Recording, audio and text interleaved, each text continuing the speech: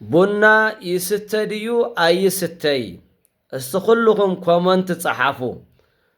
ኣነውን ኮመንት ከቕምጥ እየ ማለት እዩ እዚ ደሞ ኮመንት ዘቐምጦ ብምታይ ብመጽሓፍ እየ ስለዚ 27 ጥቅምቲ ናይ መባጽዮን ክብረ በዓል እዩ እና ኣብና መባጽዮን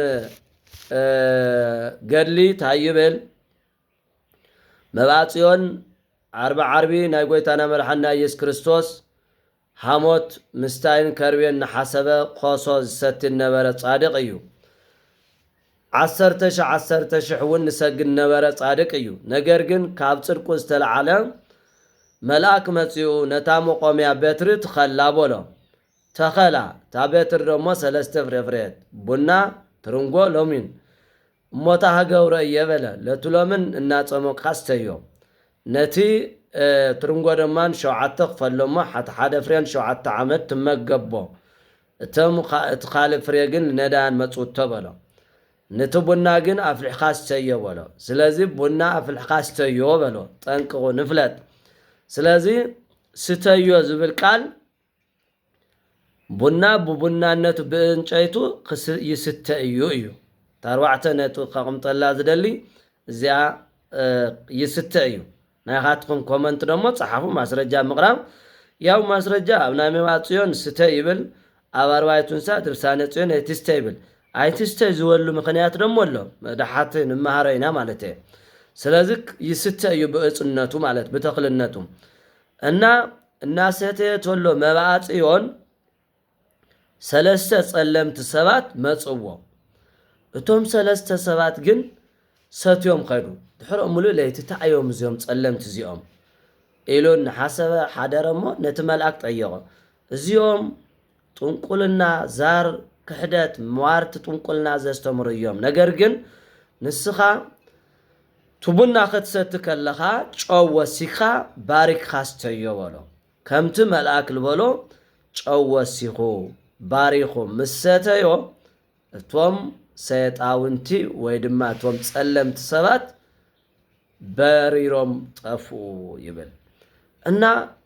ቡና ባሪክኻ በትምህርተ መስቀል ባሪክኻ ጨው ጌርካ ተሰቲኻዮ ሓጢአት ኣይኮነን ኣነ ለባዕለ ቡና ኣይሰትይን ምንም ካብ ህፃውነተ ጥዕመዮ ስለለይፈልጥ ኣይሰትይን ስለለይሰቲ ግን ኣይስተይ ክብል ኣይኽእልን ወድዓውና ውልቃው ልባሃል ኣሎ ውልቃዊ እዩ ዝናየ ወድዓው ደሞ ኩሉ ሕብረተሰብ ዝደልዮ ማለት እና ኣይስተይ ይኾነን ነገር ግን ቡና እቶም ይስተይ ልውለው መጻሕፍቲ ድርሳነ ጽዮንና 4ቱንሳ ንምንታይ ተይልና ቡና ሱስ ስለለለዎ ኣምልኮት ስለለለዎ ቡና እንድሕር ለይሰትየ ኣዕንተይ ይኽፈትን ያው ዓይነይ ይኽፈትን ንብል ቡና እንተ ዘይሰትየ ስራሕ ክስርሐና ይኽእልን ናበና ኣምልኮ እንገብሮ እዩ ብኡ ምኽንያት ይስተል ወልዎ ካልኣይ ቡና 3 ስም ኣለዎ ኣወል ቶና ባራካ ዝብሉ እዚ ስያሜ ዝውን ለይመሃብ ኣምልኮት ለይምባል ካው እንደገና ክንሰት ከለና ለወድና ኣደታት በተለይ ወድኽን ትፈትዎ ቡና ክሰተ ሕልኽልኻ ይትበል ማለት እዚ ኣምልኮት እዩ ሰይጣን ከይተምጸለይ ከምኡ ክባህለ ይኽእልን እዚ እቲ ኣምልኮት ወይ ይስተይ ዝብሉ ማለት እዩ ስለዚ ኣምልኮ ባዕድ ሓዲግና ኣማእትብና ከማንም ተሰቲናዮ ቡና ሓጢአት ኣይኮነን ብእጽነቱ ማለት እዩ እና እዚ ናየ ኮመንታ እዩ ብና መባጽዮን ገድሊ ዘሎ ተጻሒፉ ኣምልኮቱ ሓዲግና እንተሰቲናዮ ሓጢአት ኣይኮነን ምስ ኣምልኮቱ ተሰቲናዮ ግን ሓጢአት እዩ ካብ ዝተልዓለ እዩ 4 ንሳ ገድልና ድርሳነ ጽዮን ገድሊ ኣይስተይ ዝበሉ ስለዚ ዝኣምልኮት ሓዲግና እንተሰቲናዮ ብእጽነቱ ሓጢአት ኣይኮነን ዝብል ከም ናይ ገድለ መባጽዮን 4 ነጥቢ የቐምጥ ማለት እዩና ኩላትና ክነስተውዕል ይግበአና ማለት እዩ